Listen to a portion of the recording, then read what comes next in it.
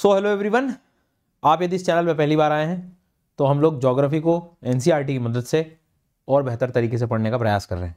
इस पूरी सीरीज़ में अभी तक हम लोग लैंडफॉर्म्स के बारे में चर्चा कर रहे थे। आज ये लैंडफॉर्म वाली सारी चीज़ें हम लोग ख़त्म कर लेंगे। इसके बाद मैं कोशिश करूँगा सिंगल मैराथन बना के सारा लेसन जो आगे के हैं क्लाइमेट वगैरह के आपको एक ही बार बता दूँ ताकि चीज़ें आपकी क्लियर हो जाए।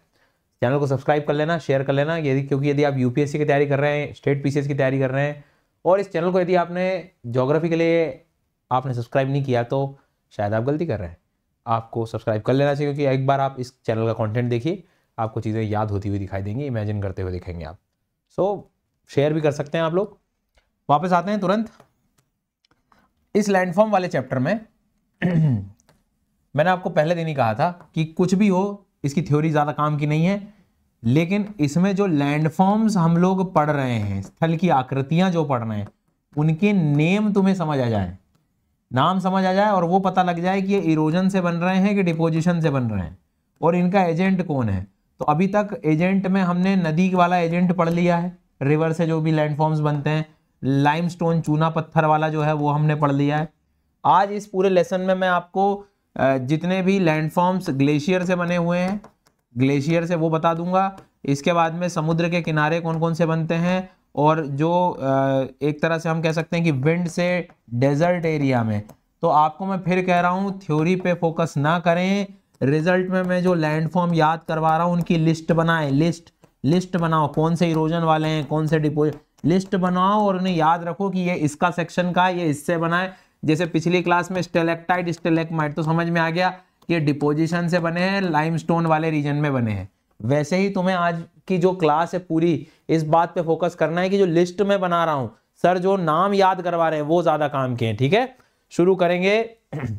और उसके आगे पहले सबसे मोस्ट इंपॉर्टेंट बात, भैया अगर आप 2026 की तैयारी कर रहे हैं, 27 की तैयारी करना चाह रहे हैं, ये एग्जाम देने वाले हो, भैया इस समय अनअकैडमी पर आप इंडिया के सबसे टॉप एजुकेटर्स, सारे सब्जेक्ट एक्सपर्ट्स, एक एक विषय के एक्सपर्ट्स हैं आपके लिए। भैया आराम से घर बैठ के, कहीं जाने की जरूरत नहीं, इधर उधर परेशान होने की जरूरत नहीं है, घर बैठ के इंडिया के टॉप एजुकेटर से अपनी तैयारी शुरू कर सकते हैं। और इस सब मैं क्यों कह रहा हूं, क्योंकि 2 साल के सब्सक्रिप्शन और 3 साल के सब्सक्रिप्शन के लिए अब तक का अनअकैडमी का सबसे लोवेस्ट प्राइस है। आज ऑफर एंड हो रहा है, ये 32,000 और 42,000 में आप by using the code SGYT10, नीचे लिंक है डिस्क्रिप्शन में, आप आराम से इसको सब्सक्राइब कर सकते हो। 2 साल की तैयारी इतने में कंप्लीट हो जाएगी, जीरो से नेक्स्ट लेवल, सारे कोर्सेज, सारे बैचेस, 2 साल तक आपको सब कुछ फ्री है। इसके बाद मतलब सब कुछ जो है, एक बार आपको बस नेटफ्लिक्स जैसा अमाउंट देना है, बस उसके बाद जीवन के आनंद लो, पूरी तैयारी ठीक करो अपनी। रफ्तार बैच उन बच्चों के लिए जो 2024 में 25 में एग्जाम देने वाले हैं, 6 महीनों के लिए आप इस प्राइस में अपना बैच लेकर पूरी तैयारी कर सकते हैं। कोड मेरा आपको देखने को मिल जाएगा। ये आप कल भी देख रहे हो, परसों भी देख रहे हो क्लास, एक बार जरा नीचे लिंक पर क्लिक कर लेना, उस समय आपको प्राइस और पता लग जाएगा। कोड ये यूज करके देख लेना, तुरंत डिस्काउंट आपको देखने को मिलेगा। और बैच की स्थिति और बता दूं कि जो 30 नवंबर से 2026 वाले बैच शुरू हो रहे हैं और उसके बाद में आगे यदि हम लोग देखें तो ये जो 2027 वाला जो बैच है वो यानी आज से ही शुरू हुआ है, तो आप आराम से जो है अपनी तैयारी को शुरू कर सकते हैं। शुरू करते हैं हम हमारे लैंडफॉर्म्स के बारे में। तो इरोजनल लैंडफॉर्म स्पेशली हम लोग बात करेंगे अब ग्लेशियर से लगाकर। ठीक है, ग्लेशियर की अब लिस्ट बनाते चलें आप लोग। तो अभी ग्लेशियर ऐसा आपके नोट्स बनेंगे। ठीक है, नोट्स कैसे बनाने हैं, देखो ग्लेशियर 2 कॉलम बनेंगे, इरोजन वाले और डिपोजिशन वाले, और एक कॉलम फीचर। मतलब कोई ऐसी चीज होती है ना, जैसे लेक वगैरह बन गया तो अब कोई इरोजन डिपोजिशन तो है नहीं, तो उसको फीचर्स को हम अलग लिखेंगे। तो अब इरोजन वाला, तो सबसे पहले इसमें क्या बोल रहा है वो सर्क क्या होते हैं ग्लेशियर्स में वो देख लेते हैं अपन। देखो आपने कई बार ऐसी स्थिति देखी होगी, इस डायग्राम को पहले अच्छे से देख लो।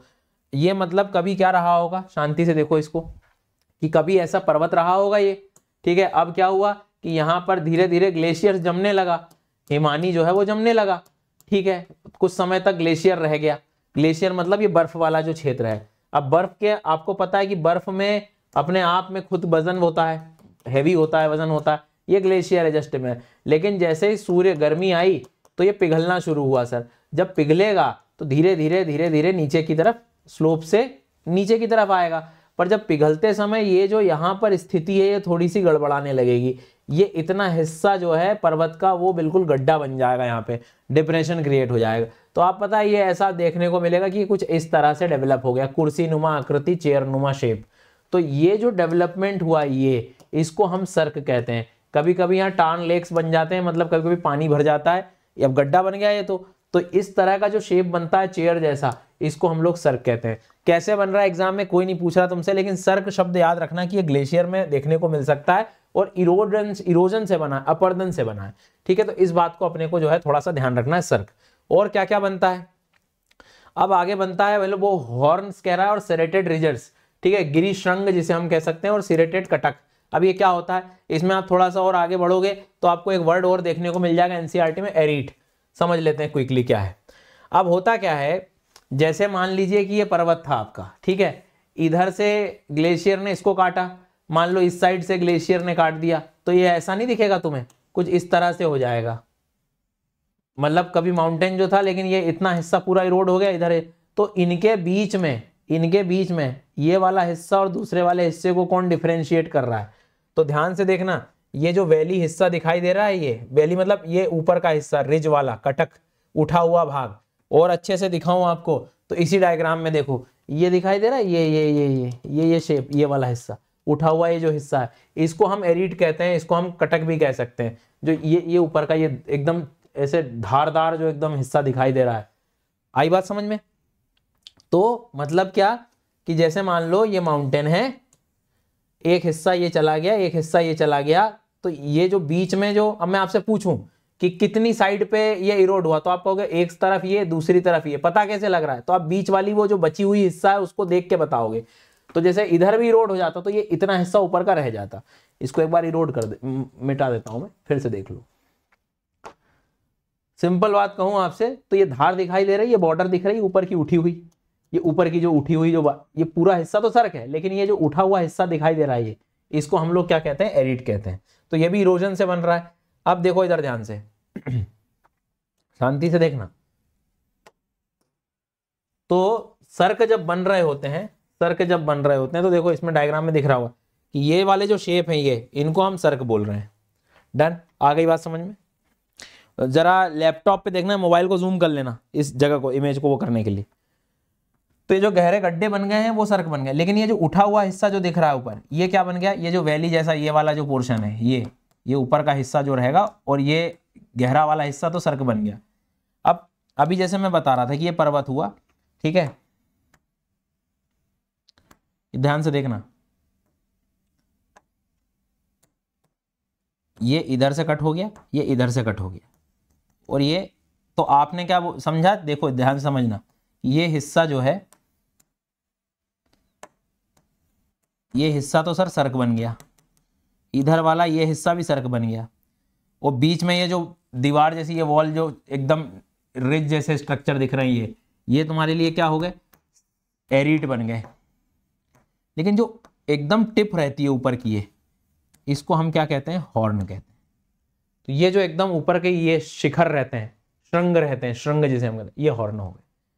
तो इट्स लाइक अ ट्राइंगल, ठीक है। तो जो कटा हुआ हिस्सा है वो सर्क हो गया, उसके साथ की जो दीवार लगी हुई है उसको हम लोग एरीट बोल रहे हैं, और ऊपर के जो पॉइंट्स हैं ऊपर वाले एकदम क्लिप्स, जिसको एकदम ऊपर वाली जो हिस्से, इनको हम लोग हॉर्न कह रहे हैं, ठीक है। तो सर्क वर्ड हो जाए, एरीट वर्ड हो जाए, और ऊपर का हॉर्न वर्ड हो जाए, ये सब इरोडेड पार्ट हैं, इस बात को ध्यान रखना, ठीक है। होप की इमेज में आपको एक क्लैरिटी से दिख गया होगा। तो ये जो ऊपर के हिस्से हैं, ये गया ऊपर, ये जो ऊपर वाला ये जो हिस्सा दिख रहा है यहाँ पे, ये सब एरीट है। ये जो धार जो बनी हुई है, एकदम धार जैसी चीजें दिखाई दे रही हैं, उसको हम एरीट कह रहे हैं, ठीक है। मतलब इट्स लाइक कि ये इधर सर्क बन गया, ये सर्क बन गया, तो बीच वाला जो हिस्सा है पूरा, जो दोनों तरफ विभाजित कर रहा है, जिससे स्लोप का वो जो पार्ट है ऊपर का, उसको हम लोग कह रहे हैं। डन, ये वाला हिस्सा ये दिखा, इधर तो सर्क है, इधर भी सर्क है, ये वाला जो पार्ट है इसको हम एरीट शब्द बोल सकते हैं। आगे बढ़ेंगे। अब ग्लेशियल वैली ट्रफ कह रहा है वो, देखो आपको याद होगा नदी वाली क्लास आप लोगों ने देखी होगी, नए लर्नर हो तो बिल्कुल चले जाओ, पुरानी क्लास देखो फिर आगे आना। नदी में क्या होता है, जैसे अब नदी का पानी तेज होता है तो वो बार बार एक्टिवली इरोड करते करते पूरी एकदम वी शेप वैली बना देती है, एकदम बहुत तेजी से वर्टिकल इरोजन हो रहा था तो ये गहरी वैली बनती है। लेकिन ग्लेशियर क्या करता है, आराम आराम से मूव कर रहा होता है, धीरे धीरे मूवमेंट चल रहा है।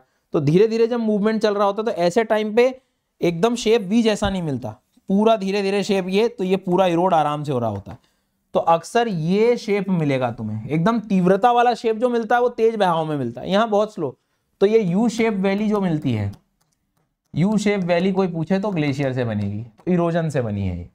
जैसे उधर वी शेप उससे बनती है, तो ये ऐसा क्यों हुआ, बिल्कुल धीरे धीरे ग्लेशियर मूवमेंट हो रहा है, और अब ग्लेशियर में वजन है तो इरोड करते करते करते करते करते धीरे से इस तरह से आपको पूरा पैटर्न जो है वो दिखाई देगा। ठीक है, बात समझ आ गई यहाँ तक। अब आगे बढ़ते हैं, आगे उसमें एक वर्ड और मैं सिखा रहा हूं आपको, and that is hanging valley दिख रही है। कभी कभी क्या होता है, जैसे ये वैली तो बन गई आपकी यू शेप, साइड में जो नदियां जैसे आती हैं ट्रिब्यूटरीज, ग्लेशियर वाली, ग्लेशियर जब पिघलता है तो धीरे धीरे बहता है। तो जब ये वाली साइड की ये जो घाटियां हैं, मतलब साइड की जो नदियां एक तरह से ग्लेशियर वाली जो रिवर्स हैं, हिमनद जो है, जब वो धीरे धीरे आ रही होती हैं, अब मान लो मैं आपसे पूछूं कि कौन सी तेज चलेगी ए और बी में से, तो तुम्हें समझ में आ रहा है मेन रिवर ये है, ये ज्यादा तेज चल रही, ये धीरे चल रही, तो दोनों का इरोजन का लेवल एक जैसा नहीं होगा कभी भी। ये तेज इरोड कर रही होगी धीरे धीरे, तो कभी कभी क्या होता है कि ऊपर की वैली ऊपर ही रह जाती, क्यों, क्योंकि इतना ज्यादा इसमें इरोजन ही नहीं हुआ, तेज होता तो नीचे गहराई बन जाती। तो जब साइड वाली ट्रिब्यूटरीज, साइड वाली सहायक नदियां उतना ज्यादा इरोड नहीं कर पाती, तो ये इसकी वैली ऊपर ही लटकती हुई रह गई। देखो आप ध्यान से देखो, ऐसा लगेगा कि ऊपर ही रह गई है वैली।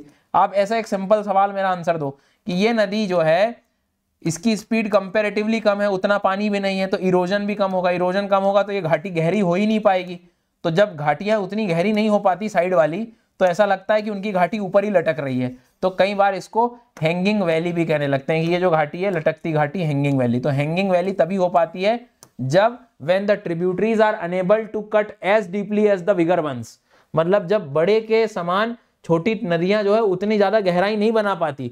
मान लो यहां से कल को कोई नदी शुरू होती है, उतनी गहराई नहीं ले पाएगी, तो वहीं का वहीं जब एक तरह से पानी नीचे गिरने लगेगा वाटरफॉल जैसा, तो ये वाली जो घाटी होती है लटक रही है, मतलब नीचे से आप देखो तो लगेगा ये तो ऊपर है, तो हैंगिंग बोली। तो फाइनली सर्क वर्ड आ जाए, एरीट वर्ड आ जाए, हैंगिंग वैली आ जाए, ग्लेशियल वैली आ जाए, यू शेप वैली आ जाए, हॉर्न आ जाए, ये सब इरोजन वाले लैंडफॉर्म हो गए ग्लेशियर के। इनको ध्यान रखना है आपको सबको, ठीक है। थ्योरी पे ज्यादा फोकस मत करना, मैं आपसे फिर भी कह रहा हूं, समय खराब कर लोगे। ये नाम को याद रखो, लिस्ट याद रखो, बार बार याद रखो, ये एग्जाम में प्रीलिम्स में परेशान कर सकते हैं, स्पेशली स्टेट पीसीएस में। ऐसे ही अब आती है बात डिपोजिशन लैंडफॉर्म की। भाई बहुत सिंपल काम है, देखो ये माउंटेन्स थे, इधर सब सर्क वर्क बना के धीरे धीरे ग्लेशियर आगे बढ़ता है। अब ग्लेशियर जब आगे बढ़ेगा तो साथ में पूरी मिट्टी वगैरह भी लेके जाएगा। तो जैसे नदियों के मैदान होते हैं, प्लेन्स होते हैं, वैसे नदी प्लेन बनाती है कि नहीं, तो वैसे ग्लेशियर भी अपने मैदान बनाएगा सर। ग्लेशियर भी तो अपने सेडिमेंट जो है वो डिपॉजिट करेगा। तो वहां जैसे हम प्लेन्स कहते हैं, यहाँ मोरेन्स कहते हैं, हिमोड़ कहते हैं। जैसे जलोड़ शब्द यूज करते हो आप हिंदी में, वैसे हिमोड़ हो गया, जलोड़ का इकट्ठा हो गया, टिल बन गया आराम से। तो इधर देखो आप कि जैसे ये ग्लेशियर्स आ रहे थे, तो ये जो मिट्टी सेडिमेंट जो लेकर आया है वो ये सब क्या है, मोरेन। तो मोरेन अब इरोजन नहीं हुआ, मोरेन क्या हुआ, मोरेन अब शुरू हो गया सर डिपोजिशन वाले कॉलम में लिखना है। मोरेन को अब आप डिपोजिशन वाले कॉलम में लिखोगे, ठीक है, समझ आ गई बात। मोरेन को अब आप डिपोजिशन वाले में लिखना है। क्या ऐसे समझो, जैसे हिमाचल उत्तराखंड से नदियां आई, उत्तर प्रदेश बिहार में जो मैदान बने नदी से, अब ऐसे जहां ग्लेशियर्स होते हैं पोलर रीजन में देख लो, यहाँ वहां जब वो मूव करते हैं तो सारा सेडिमेंट जो लेकर आते हैं, मिट्टी वगैरह जो आ रही होती है, चट्टान वगैरह के टुकड़े वगैरह सब, वो जो सेडिमेंट है उसको हम मोरेन्स कहेंगे। इरोजन नहीं बोलना है, ठीक है। इधर कौन सी वैली बनेगी, यू शेप, इधर लटकती घाटियों को हम बोल सकते हैं इरोजन वाले, लेकिन मोरेन जो होगा वो डिपोजिशन बनेगा। आगे बढ़ो। अब बोल रहा है एस्कर। एस्कर को समझो, एस्कर क्या है। जैसे मान लो ये ग्लेशियर जब पिघलता है, ग्लेशियर जब तुम्हारा मेल्ट होगा थोड़ा सा वाटर बनेगा, वो फिर फ्लो शुरू होगा। अब ग्लेशियर मान लो फ्लो कर रहा है, आपने देखा हो कई बार नदी जब चल रही होती है तो उसके किनारे पर डिपोजिशन हो जाता है सेडिमेंट का, मिट्टी जमा हो जाती है नदी के किनारे। तुम खुद सोचो कि नदी का पानी बाहर क्यों नहीं आता, तो आप कहोगे सर उसके एम्बैंकमेंट्स हैं, उसके किनारा है सर, उसका तटबांध है ना। तो वैसे ही यहाँ भी ग्लेशियर्स चल रहे हैं, तो उनके जो किनारे जिससे बन रहे होते हैं, जो जमाव दिखाई दे रहा है, मिट्टी जब जमा हो जाती है किनारों पे, तो एक रिज जैसा, लेकिन ये डिपोजिशन होता है, तो इसको हम एस्कर कहते हैं। देखो इसको पढ़ के देखो एक बार, समझ आएगा। तो देखो क्या है, जब समर में मेल्ट हो जाता है ग्लेशियर, तो पानी जो है बहने लगता है सरफेस पे। तो जो साइड में उसके सेडिमेंट जो जमा होते हैं, जी हाँ, मतलब जो ग्लेशियर्स के साथ जितने भी आप एक तरह से कह सकते हो कि साइड साइड में जितना भी मटेरियल जो है, कोर्स बोल्डर्स ब्लॉक्स वगैरह जो है, ये सब जमा होने लगता है स्ट्रीम के साथ, तो वो एक पूरा जो है हिस्सा क्या डेवलप हो जाता है, वो अपने आप में एक एस्कर्स डेवलप हो जाते हैं। मतलब ग्लेशिएटेड रिवर्स का एक तरह से जो एम्बैंकमेंट्स भी आप कह सकते हो। कल को इनमें फिर भविष्य में रोड्स वगैरह लोग इस पे बना देते हैं। तो ये जब फ्लो कर रहा होता है तो ये जो सेडिमेंट्स की एक पूरी लंबी कतार जो होती है उसे हम एस्कर कहते हैं। इस वर्ड को याद रखना। तो कल को बोले कि एस्कर तो डेजर्ट बनाता है, एस्कर तो विंड बनाती है, रिवर बनाती है, नहीं, एस्कर का संबंध ग्लेशियर से है और डिपोजिशन वाले लैंडफॉर्म है, न कि इरोजन वाले लैंडफॉर्म। ये क्लास आपको तभी समझ आएगी जब पिछली पूरी सारे सेशंस आपने देखे होंगे तभी। Next one is outwash plains. नाम से समझ में आ रहा है मैदान। अभी थोड़ी देर मैदान के लिए मैंने क्या वर्ड यूज किया था तुम्हारे लिए, मोरेंस। मोरेंस तो बन गए, ग्लेशियर आ जाता है क्योंकि लेकर। अब इसके आगे भी कई बार ग्लेशियर इतना पिघल जाता है कि पानी पानी सब हो जाता है, नदियां जैसी निकलने लगती हैं और फिर वो मिट्टी आगे जमा हो जाती है। मतलब इस तरह से कि ये ग्लेशियर आया, ठीक है, यहाँ तक, फिर उसके आगे ये मोरेंस वगैरह दिखे, फिर मोरेंस के आगे भी जो मैदान थोड़े से बनने लगते हैं, फ्लो, पानी का जो फ्लो एक्सटेंशन इसके आगे का, तो कई बार मैदान डेवलप होने लगते हैं। मैदान मतलब मिट्टी का जो जमाव है, उसको भी आउटवॉश प्लेन्स वगैरह भी आप कह सकते हो। नहीं तो ज्यादातर आउटवॉश प्लेन्स भी से ज्यादा काम की चीज है मोरेंस। इसको अच्छे से याद रखना, ठीक है। इसको पढ़ के देखो एक बार कि जो ग्लेशियल माउंटेन्स होता है उसकी आइस शीट्स के बियॉन्ड द लिमिट्स, आगे की जो स्थिति बन रही है, उसमें ग्लेशियो फ्लूवियल डिपॉजिट, ग्लेशियो मतलब हिमनद भी है और फ्लूवियल मतलब जल भी है, पानी भी, उसके जो निक्षेप होंगे उसको हम लोग कह रहे हैं आउटवॉश, आगे वाला, ठीक है। इसके बाद में अगला शब्द है ड्रमलिन्स। नेक्स्ट वर्ड वाला होगा सर ड्रमलिन। मैं फिर कह रहा हूं थ्योरी से ज्यादा इमेज, मतलब इतना ही खूब काम की होती तो खूब लाइन पढ़ा रहा होता मैं तुमको। थ्योरी से ज्यादा जो है इमेज याद रखो और नाम याद रखो बस। अब ड्रमलिन जो है ये क्या होता है, इन्वर्टेड बोर्ड शेप है। अब ये क्या है इसको समझो। जैसे मान लो ये धरती उबड़ खाबड़ है, ठीक है। अब यहां से ग्लेशियर चलना शुरू करा, ग्लेशियर चलना शुरू करा। अब ग्लेशियर जब चलेगा तो उसके साथ थोड़ी बहुत मिट्टी वगैरह भी यहां पर फंस जाएगी, रुक जाएगी इस जगह पे। फिर ग्लेशियर चलता रहेगा चलता रहेगा, लेकिन साथ साथ में लंबे समय में यहाँ सेडिमेंट रुकते चले जाएंगे, फिर आने वाले सेडिमेंट और इन पे रुक जाएंगे। तो मतलब जब ग्लेशियर किसी जगह से जा रहा होता है, बहता रहता है और नीचे का सरफेस थोड़ा उबड़ खाबड़ रहा, जैसे ही उबड़ खाबड़ सरफेस है बेड रॉक, तो पूरे सेडिमेंट जो है वो जमा हो जाते हैं, इकट्ठे हो जाते हैं। अब ऐसे समझो कि यहाँ 3-4 चट्टानें इकट्ठी हो गई। अब आगे का ग्लेशियर तो फ्लो कर ही रहा है, लेकिन मान लो नेक्स्ट बार, अगली बार और कुछ थोड़ी बहुत मिट्टी आई तो वो यहाँ इसको रोकने का काम, अब ये खुद दूसरी मिट्टी को रोकेगा। फिर लेकिन ग्लेशियर धक्का लगा ही रहा है तो आगे थोड़े बहुत सेडिमेंट आगे तक चले जाएंगे। लेकिन फिर अब अगली बार फिर से मान लीजिए कुछ आया तो वो मटेरियल इसको भी रोक लेगा। तो यहाँ पर पूरा एक मिट्टी जैसा या पूरा आप सेडिमेंट्स का एक जमाव कह सकते हो। इससे ये शेप ऐसा क्यों आया, तुम खुद भी सोचो कि ग्लेशियर ऐसे जा रहा है तो सारे सेडिमेंट भी ऐसे जा रहे हैं, लेकिन बीच में उसको रुकावट भी मिल रही है, तो कुछ अटकते जा रहे हैं, यहीं पर रुकते जा रहे हैं, और बाकी आगे ग्लेशियर के फ्लो के साथ हल्के एलिमेंट्स यहां पर जाते जा रहे हैं। ये ऐसा शेप डेवलप हो गया, इन्वर्टेड बोर्ड शेप जैसा हो गया। अब ये क्या काम है आज तो तुम्हें, अब यहां पर तो पेड़ पौधे लग गए, ग्लेशियर्स खत्म हो गए मान लो। पुराने समय में जब हमारे अर्थ पे, आज तो ग्लोबल वार्मिंग है, पहले बहुत ग्लेशियर्स पाए जाते थे, तो उस समय ग्लेशियर किस दिशा में गए होंगे इससे हमें समझ में आ सकते हैं। तो डायरेक्शन ऑफ फ्लो ग्लेशियर्स की ये होती है। तो ड्रमलिन का मतलब आप समझ लेना कि इसको देखो ठीक से समझो, है ना, मतलब ऐसे थोड़ा सा शांति से समझना, कंसंट्रेशन थोड़ा हाई लगेगा इसमें। ये लैंड मास है अपना, धरती है, ठीक है। अब मान लीजिए कि थोड़ी बहुत उबड़ खाबड़ जगह है ये, अब क्या होगा, ग्लेशियर बहने का काम कर रहा है अपना, पर जो भारी चीजें होंगी मिट्टी वगैरह वो तो नीचे ही रहेगी तल के पास, तो वो यहाँ अटकने लगेगी धीरे धीरे, क्योंकि ये बीच में बाधा देने लगा, अटकने लगा। फिर नेक्स्ट टाइम ये खुद भी बाधा बन जाएगी अगले वाले चट्टानों के लिए। लेकिन ये भी तो ऊपर प्रेशर लगा रहा है कि चल भैया मेरे साथ, तो कुछ हिस्सा चलने आगे भी चला जाएगा, फिर और इकट्ठा होते होते फिर ये ऐसे, फिर और इकट्ठा होते होते ऐसे, तो ये पूरा एक ऐसा शेप बना लेगा। तो ये डिपोजिशन हुआ है ना मिट्टी का, तो ये चीज क्या हो गई, ड्रमलिन डिपोजिशन हो गया किसके द्वारा, ग्लेशियर के द्वारा। ठीक है, तो एस्कर हो, मोरेन हो, ड्रमलिन हो, EMD याद रखना, एस्कर, मोरेन, ड्रमलिन ये डिपोजिशन वाले हैं। इसमें सर्क लिखा रहा है तो सर्क बाहर निकल आएगा, क्यों, क्योंकि सर्क क्या है, इरोजन वाला है, ऐसे याद रखना। ठीक है, तो इसे मैं कह रहा था तुमसे कि टेबल बनाते चलो। तुम याद नहीं हो रहा है, समझ नहीं आ रहा, दोबारा वीडियो देखना, बट छोड़ना मत अब, है ना, इस चीज को याद रखना है अपने को सब। अब बात आती है समुद्र वाली, सी वेव्स वाली। ठीक है, अब तुमको पता है कि समुद्र का किनारा है, मान लीजिए सर ये। अब समुद्र का पानी कोई ऐसे थोड़ी है, बार बार यदि इस तट पे आ रहा है तो यहां पर भी इरोड करेगा वो, इस जगह पे बहुत सारी चीजें दिखाई दे सकती हैं। तो देखो, क्लिफ, टेरेसेस, केव्स, स्टैक्स क्या होते हैं वो समझ लेते हैं अपन। हिंदी मीडियम, अपर्दित स्थल रूप, भृगु, वेदिकाएं, कंदराएं, स्टैक। अब कई बार क्या होता है, ये आपने देखा होगा इस तरह का, ये होती हैं सर, इनको हम क्लिफ्स कहते हैं, इनको हम क्या कहते हैं, क्लिफ। ठीक है, अब जैसे मान लो कोई किनारा है, कोस्टल एरिया है, उसका हार्ड सॉफ्ट ऐसे कुछ रॉक्स हैं, लेट्स अज्यूम। तो जब पानी आएगा बार बार, जब समुद्र का पानी टकराएगा तो कई बार ऐसा हो सकता है कि सॉफ्ट रॉक जल्दी इरोड हो जाए और हार्ड वही रह जाए। तो कई बार आप देखते हो कि सॉफ्ट वाला तो जो है सर इरोड हो गया और ये हार्ड वाले बेचारे बाहर आगे रह गए, अंदर तक पानी अंदर तक चला गया सॉफ्ट वाले उसमें, तो ये जल्दी इरोड हो गया। तो अब ये बाहर के जो हिस्से निकले हुए होते हैं इनको कई बार हेडलैंड भी आप कह सकते हो, बट ये जो स्टीपनेस दिख रही है, ये जो बिल्कुल तीव्रता दिखाई दे रही है ढालों में, इन्हें हम क्लिफ्स कहते हैं। ये मल्टीपल इरोजन के बाद ये डेवलप हो रखे होते हैं।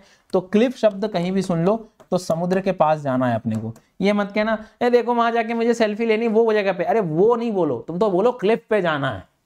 वो वहां से कूद गया, व्हाट इज वो वहां से कूद गया, क्लिफ से कूद गया, याद रखो। ठीक है, हंसी आ गई तो कमेंट कर देना कि हाँ सर मैं यहाँ देख रहा हूँ, क्लिफ मैंने पढ़ा है, क्लिफ कमेंट कर देना आप लोग। ठीक है, मतलब मुझे पता लग जाए यहाँ तक देख रहे हो, पता लगे 2 मिनट में चले गए थे।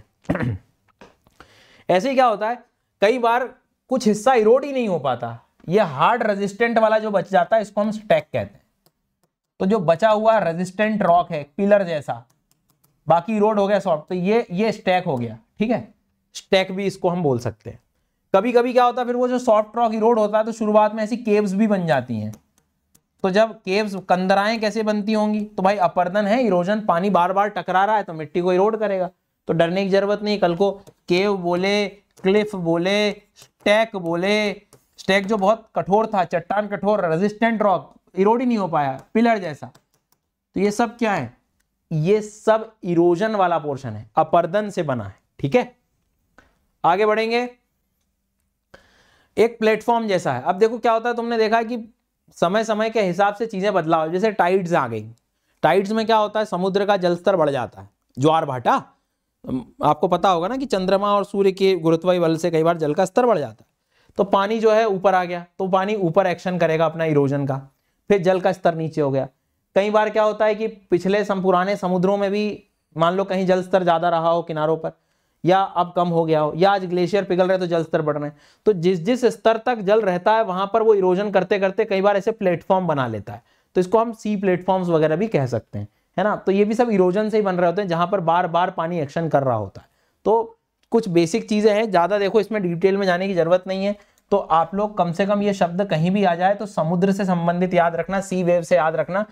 मतलब ये प्लेटफॉर्म का मतलब टेरेस जो मैं कह रहा था, ठीक है, वेदिकाएं वगैरह, कंदराएं, स्टैक, क्लिफ, ये सब अपर्दन है, इरोजनल वाली कैटेगरी में आते हैं।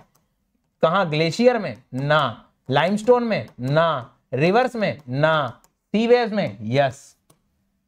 लिस्ट बनाओ, लिस्ट। मैं प्लस में बच्चों को बिल्कुल अंदर शरीर में डलवा देता हूं, ये सारी चीजें बिल्कुल खून में चली जाती हैं, इतनी बार प्रैक्टिस करवा रहा होता हूं मैं। तुम नहीं भी बैठे हो प्लस में तो कम से कम लिस्ट तो बना ही लो भैया। और बाकी प्लस में आना है तो तुमको मैंने नीचे लिंक दे ही दी है, बढ़िया से जो है घर बैठ के जीवन के आनंद ले सकते हो आप।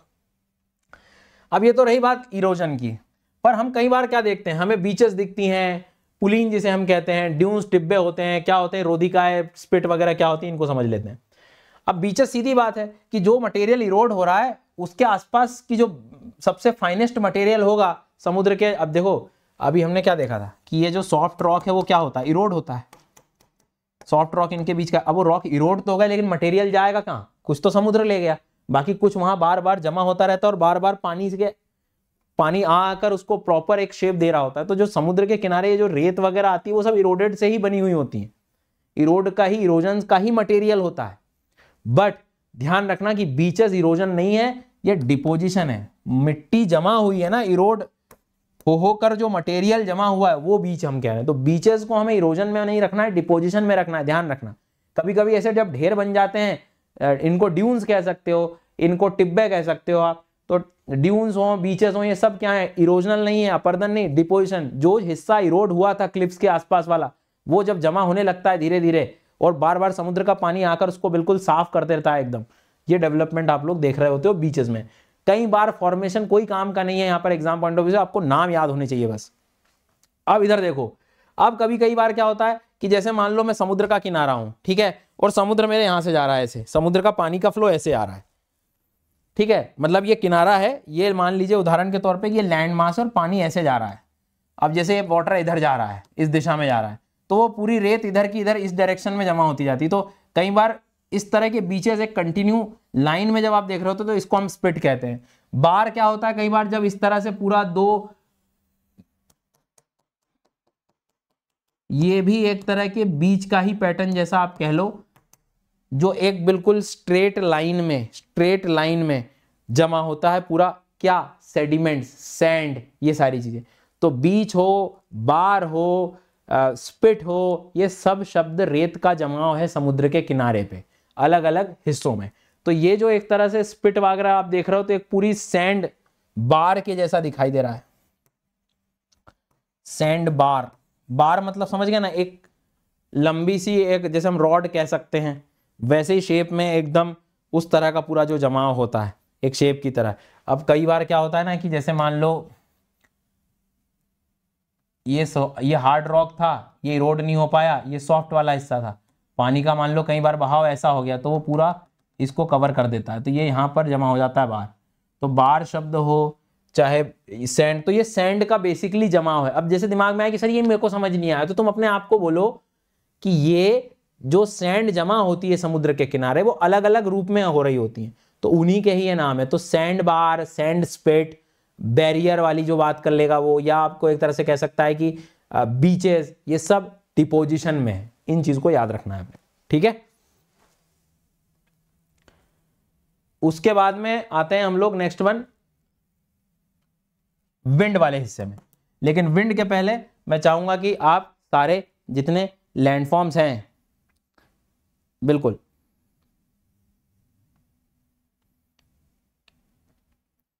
जितने सारे लैंडफॉर्म्स हैं उनकी आप लिस्ट बनाएं। अच्छा, ये वीडियो पूरा जब आप देखेंगे तो आपको पूरी एक लिस्ट बना के मुझे कमेंट में देनी है, ठीक है। आ गई बात समझ में?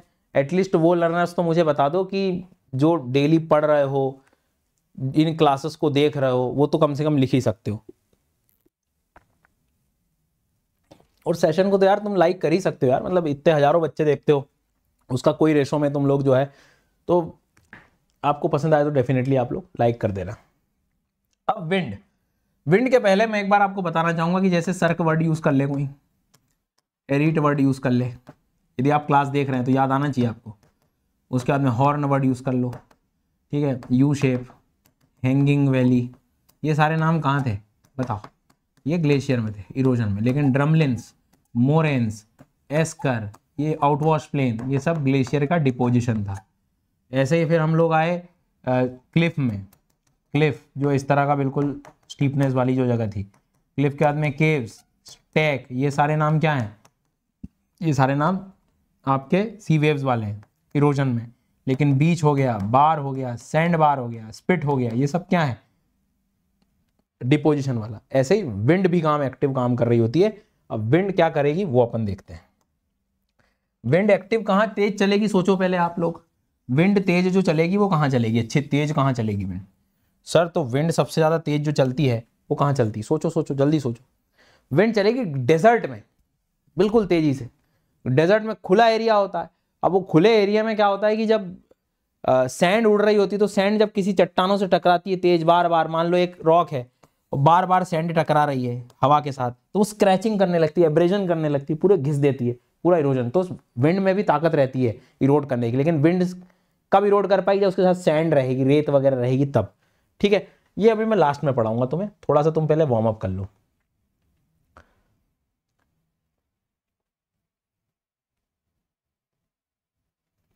पहले पढ़ते हैं अपन प्लाया। ये शब्द प्लाया एक लेक होता है असल में। जैसे आपने देखा होगा कई बार डिप्रेशन, गहरे जो गर्त होते हैं, अब मान लो थोड़ी बहुत कभी कहीं बारिश हो गई तो वो पूरा जो पानी है वो कहीं एक डिप्रेशन में क्रिएट हो जाता है। तो प्लाया शब्द कहीं भी सुन लो ना तो तुम्हारे दिमाग में एक लेक आना चाहिए, स्पेशली जो कि कहाँ बना हुआ है, मरुस्थल के एरिया में, डेजर्ट एरिया। अब इसमें क्या होता है, गर्मी बहुत होती है तो एवोपरेशन होने लगता है, वाष्पीकरण, तो खूब ज़्यादा पानी नहीं होता। ये टेम्परेरी होते हैं, एक समय के बाद ये पानी सूख भी सकता है, भाई गर्मी बहुत है। अच्छा, जब पानी चला जाएगा पूरा तो सब सॉल्ट रह जाते हैं, नमक रह जाते हैं, तो कई बार ये सेलिनास भी बन जाते हैं। तो प्लाया एक तरह से लेक है, जो स्पेशली टेम्परेरी लेक भी एक तरह से कह सकते हो, जो मरुस्थलों में अक्सर बहुत ज़्यादा जब वाष्पीकरण हो जाता है उस दौरान इनका फॉर्मेशन आपको देखने को मिल रहा होता है। तो प्लाया लेक को एक तो तुम याद रखना। उसके बाद कह रहा है वो mushroom rock, table and pedestal rock क्या होते हैं। देखो, मान लीजिए कि कोई हिस्सा है रॉक का, ठीक है, और इसमें यह हुआ कि ऊपर का रॉक हार्ड है और नीचे का रॉक मान लो सॉफ्ट है। तो मान लो विंड चल रही है तो सबसे ज्यादा काम कहाँ करेगी, वो एक्टिव कहाँ रहेगी, सॉफ्ट रॉक पे। तो कभी कभी ऐसा होता है कि हार्ड रॉक तो वही रह गया और सॉफ्ट रॉक जल्दी इरोड हो गया, तो ये मशरूम जैसी आकृति ले ली, तो इसको पेडेस्टल रॉक वगैरह मशरूम रॉक कह सकते हैं। लेकिन ये विंड का जब नीचे वाला हिस्सा पूरा इरोड हो गया विंड से, ऊपर वाला कठोर चट्टान रह गई, तो ये मशरूम रॉक, पेडेस्टल रॉक, इस तरह से हम लोग इसका नाम ले सकते हैं। बट ये इरोजन से बना है, ठीक है, इस बात को ध्यान देना। अब कभी कभी क्या होता है, कई बार डेजर्ट में आप देखना, कई बार इस तरह की जो सिचुएशन तुम्हें दिखाई देगी, बिल्कुल पर्वत के फुट हिल्स पे, जब पर्वत खत्म होने वाले होते हैं नीचे, अब ये क्या दिख रहा है तुम्हें, ये सब शेप दिख रहे हैं, ये इरोड हुए हैं। पर कभी कभी तुम्हें देख के लग सकता है कि सर हवा तो काम कर ही रही, लेकिन मुझे ऐसा क्यों लग रहा है कि यहाँ पर थोड़े बहुत पानी की भी जो है अवेलेबिलिटी रही होगी पहले कभी। हाँ, कभी जब बारिश हो जाती है थोड़ी बहुत डेजर्ट्स में, अब ये मत कहना डेजर्ट में तो हो ही नहीं सकती, ऐसा कभी नहीं कोई लिखता कि डेजर्ट में नहीं हो सकती, चांसेस है कभी भी हो कम होती है लेकिन हो सकती है। तो वो जो स्ट्रीम्स जब फैल जाती हैं, स्ट्रीम जब जाती हैं तो बार बार ये इरोड कर देती हैं। लेकिन हर साल बारिश तो हो नहीं रही है या खूब बारिश तो हो नहीं रही है, एक समय के बाद सूख भी जाती हैं चीज़ें। तो वो जो रिमेनिंग हिस्सा इस तरह का जो स्ट्रक्चर दिखता है, इसको कई बार पेडिमेंट कहते हैं। तो पेडिमेंट जो है वो रिमेन्स हैं, एक तरह से बचे हुए इरोडेड पार्ट हैं किसी भी पर्वत के निचले हिस्सों में, ठीक है, डेजर्ट एरियाज में। क्योंकि अब यदि मान लो हमारे इन क्षेत्रों में होते तो नदियां चल रही होती तो कई बार दिख नहीं पाते हमें, तो ये इरोडेड पोर्शन में ही रखेंगे हम लोग। अब ये भी एक समय के बाद पुराना हो गया, एंड हो गया, खत्म हो गया, तो बचे हुए कुछ हिस्से कई बार इंसेलबर्ग भी कहलाते हैं। इंसेलबर्ग जो टीले होते हैं, एक तरह से इरोडेड पोर्शन। मान लो एक बड़ा रॉक था, एक पर्वत था, तो ऊपर का हिस्सा सब इरोड हो गया और अंदर का ये जो हिस्सा था बस ये बच गया, बाकी बाहरी हिस्सा पूरा खत्म हो गया, तो जो रिमेनिंग पोर्शन बच जाते हैं तो इंसेलबर्ग है ना, टीले एक तरह से कह सकते हो। लेकिन ध्यान रखना वो वाले हैं ये गुंबदाकार, ठीक है, और ये इरोजन से बने हैं। तो पेडिमेंट भी अपर्दन से बना है, इंसेलबर्ग भी बना है। एक लिमिट के बाद जब सब कुछ खत्म हो गया, कुछ भी नहीं है, फीचरलेस, ये पढ़ चुके हैं हम लोग पिछली क्लासेस में, इसको हम पेनी प्लेन भी कह सकते हैं। तो प्लेनी प्लेन मतलब इरोजन की अंतिम अवस्था, कुछ नहीं बचा, अब कोई ना तो नदियां आ सकती ना कुछ नहीं, एंड सब कुछ खत्म, कोई लैंडफॉर्म नहीं, कुछ नहीं, फीचरलेस, कुछ भी नहीं बचा। तो पहले मान लो खूब पर्वत था, ठीक है, खूब नदियां चलती थी पहले, तो खूब शेप वैली सब बनी, फिर आखिरी में पेडिमेंट्स रह गए, अब खत्म करके कुछ नहीं बचा है, आखिरी में ये बस इतना रह गया, that is the last erosional cycle, आखिरी प्रोडक्ट है, दैट इज पेनी प्लेन। तो पेडिमेंट्स इसके पहले की भी सिचुएशन आप कह सकते हो, जो थोड़ा बहुत आपको माउंटेन्स के स्लोप के नीचे, फुटहिल्स के आसपास दिखाई दे सकते हैं। तो पेडिमेंट बोले, इंसेलबर्ग बोले, पेनी प्लेन्स बोले, ये सब अपने आप में एक तरह से इरोजनल लेवल में रखना है अपने को। पेनी प्लेन्स जो हैं आपको रिवर वाले एरियाज में भी दिख सकते हैं, ठीक है, इस चीज को भी ध्यान रखना। प्लाया बता दिया मैंने आपको, मशरूम रॉक बता दिया, पेडेस्टल रॉक्स वगैरह बता दिया। अब डिपोजिशन में आता है बरखांस। अब बरखांस क्या है, देखो आपने कभी कई बार ये इमेज देखी होगी, इस तरह की रेत का जमाव देखा होगा ना आपने। तो अब रेत है सर, पूरी सैंड है, पूरी सैंड पूरी रखी हुई है, अब विंड चल रही है, तो विंड क्या करती है, रेत को इकट्ठा करते करते करते करते एक पूरा ढेर बना देती है, पूरा चढ़ा देती है बिल्कुल एक तरह से ऊपर। तो ये बिल्कुल इस दिशा में पूरा ये देखो शेप बन गया। लेकिन एक लिमिट के बाद ही तो ये ढेर लगता रहेगा, लेकिन एक लिमिट के बाद वो पूरा नीचे की तरफ आ जाएगा, इधर से तो चढ़ेगा वो, क्योंकि विंड इधर से धकाने में लगी हुई है, लेकिन इस पॉइंट पे आने के बाद ये नीचे भी खिसक जाएगा। तो एक ऐसा शेप बन जाता है इसका, क्रीसेंट शेप, इस तरह से, ये बिल्कुल इसको क्रीसेंट अर्धचंद्राकार भी कह सकते हो। तो ये ऐसे इस तरह का शेप। तो देखो ये विंड की डायरेक्शन हो गई, बिल्कुल ये ड्यून का मूवमेंट, ड्यून इस तरह से आगे बढ़ता भी जा रहा है, धीरे धीरे शिफ्ट भी होते हैं विंड के कारण ये। तो ये जमा हुआ है ना, सैंड इकट्ठी हुई है यहाँ पर, दैट इज इरोजन नहीं बोलना है इसको, इसको हम क्या बोलेंगे, डिपोजिशन में आया है ये। तो कल को सैंड ड्यून्स बोले तो सैंड ड्यून्स जो बना है वो इरोजन से नहीं बना है, डिपोजिशन से बना है विंड के। अब क्या होता है, कसम तो खानी ली कि विंड हमेशा एक ही डायरेक्शन से जाएगी। तो जो अभी मैंने पढ़ाया तुमको, ये वाला जो ये चीज बढ़ाई, ये बरखांस कहते हैं इनको हम लोग, है ना। विंड ऐसे आई, अरे भाई कभी कभी विंड जो है, मान लीजिए उदाहरण के तौर पे ड्यून्स के परपेंडिकुलर भी चल सकती है, समांतर में भी चल सकती है, कि ऐसे चल रही तो साइड में बनाते चले गए ड्यून्स। कभी कभी इस तरह के रिजेस भी बन सकते हैं। अब ये कैसे बनते हैं, ये कई बार हमारे सिलेबस में ज्यादा इसमें परेशान मत होना, मैं तुमको अभी भी कह रहा हूं, बट ध्यान रखना कि ड्यून्स का कोई एक प्रकार नहीं होता है, वो सिचुएशन के हिसाब से चेंज हो सकता है। जैसे उदाहरण के तौर पे आप सेकंड वाले डायग्राम को देखो, शांति से समझना है ना। तो इन चारों डायग्राम को देख के सबसे पहला इंप्रेशन क्या आ रहा है हमारा, कि कोई फिक्स नहीं है एक जैसा ड्यून बने। बट इसको देख के तो समझ में आ रहा था कि रेत का ढेर लगता गया और नीचे गिर गया, मतलब ऐसे कि रेत का ढेर लगता चला गया चला गया चला गया चला गया चला गया चला गया और फिर एक तरफ आके गिर गया नीचे, तो ये बरखान बन गया।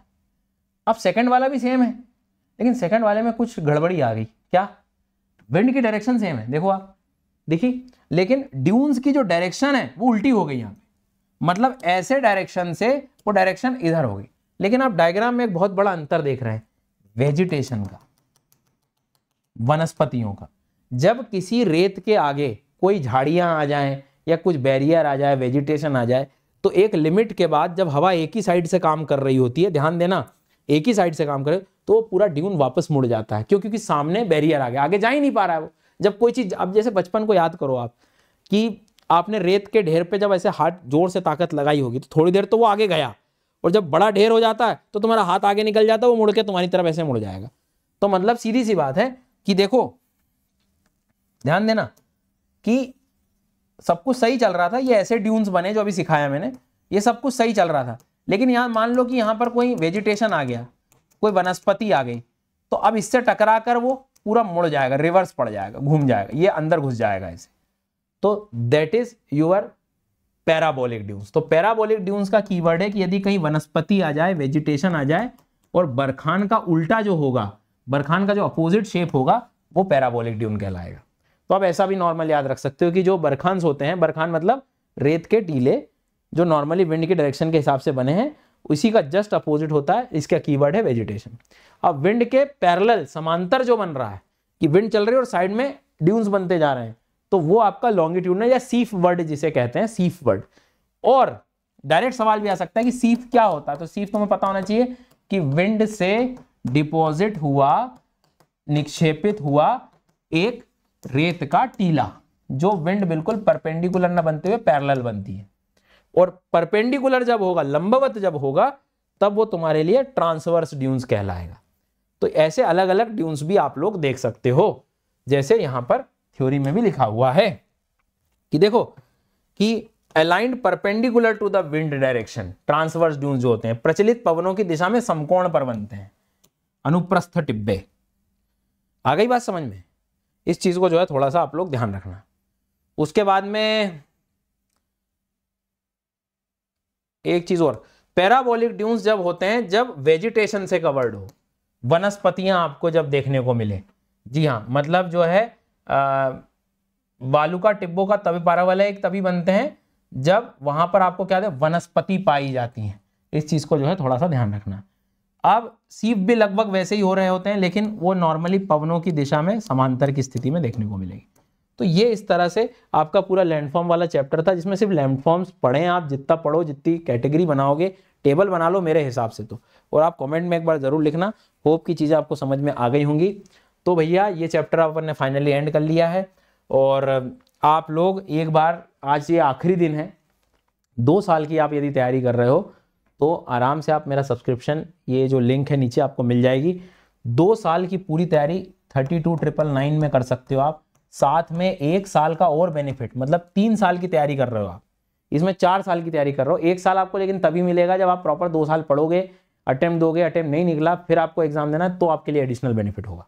ठीक है, कोड मेरा जब भी आप सब्सक्रिप्शन लें SGYT10, ये आज का ऑफर है, आज एंड हो जाएगा आप, लेकिन कल भी देख रहे हो, 2 दिन बाद भी देख रहे हो इस वीडियो को, नीचे लिंक को एक बार क्लिक करके चेक कर लो, जो ऑफर प्राइस लगभग इसके आसपास होगा, आप सब्सक्रिप्शन ले सकते हैं। इंडिया के टॉप एजुकेटर, हर एक एजुकेटर्स को आप लोग जानते भी होंगे, सब्जेक्ट एक्सपर्ट्स हैं अपने आप में, आपकी पूरी प्रिपरेशन सही ढंग से कवर हो जाएगी। जो इस बार एग्जाम दे रहे हैं 2025 में, वो इस प्राइस पे 6 महीने का बैच लेके अपनी पूरी प्रिपरेशन ठीक कर सकते हैं। ये नया बैच इसमें 6 दिसंबर से प्रारंभ हो रहा है, 6 से ही हो रहा है जी हाँ। इसके बाद में आज से 2027 वालों का शुरू हो रहा है, 30 नवंबर से 2026 वालों का हो रहा है। तो सब्सक्रिप्शन लेकर अपनी प्रिपरेशन को नेक्स्ट लेवल पर ले जाएं। And thank you so much. और भैया प्लीज़ कमेंट करिए, लाइक करिए, कमेंट करिए, लाइक करिए और चैनल को सब्सक्राइब करो, आप ही से तो एनर्जी मिलती है मुझे। चलो थैंक यू।